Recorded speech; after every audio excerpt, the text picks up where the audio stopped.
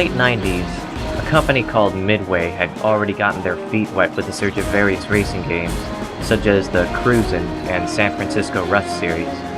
Well, add yet another more extreme series to that pile this year and the years coming. In 1998, my family had just moved into a second house in the state that we would dedicate our lives in for the long term. Of course, this meant we had to buy new decorations, clothing, appliances, and furniture. But we did have some humble entertainment center going on in the basement.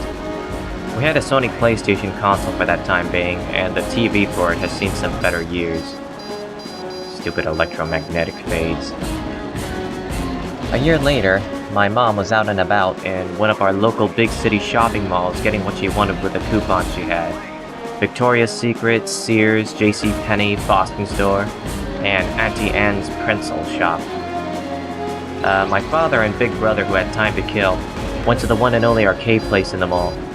It was there where we'd normally be racing in cars or finding the next big name in fighting, sports, or rail shooters. Among those was a two-player cabinet with no pedals, but rather a lever with a button for throttle and brake. Seemed interesting. I mean, you're racing on water for a change.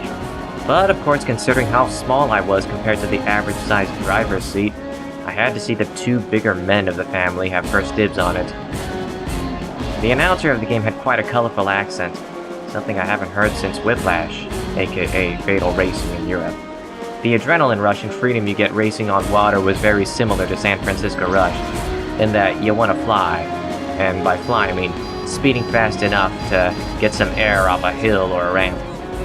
There was a catch, and that really stirred up some tension in the game.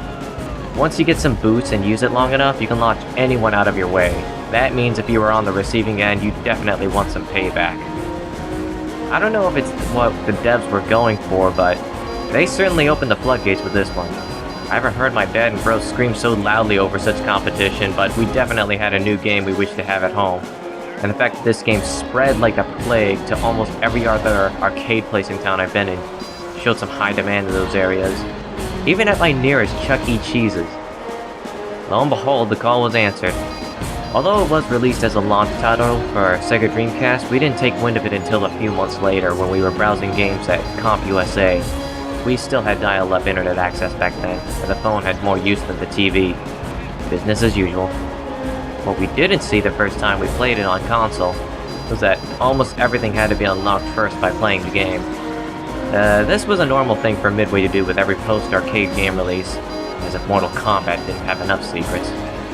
My brother and I made few new friends in our neighborhood that year, and thought it'd be nice if they could hang out at our house for a late-night gaming party while school's out. We were drinking root beer, munching on popcorn and crackers while passing the controls around, grinding through the entirety of Hydro Thunder to unlock everything. We all crashed shortly after. It was an awesome night. One that would come back each and every time I played a water racing game.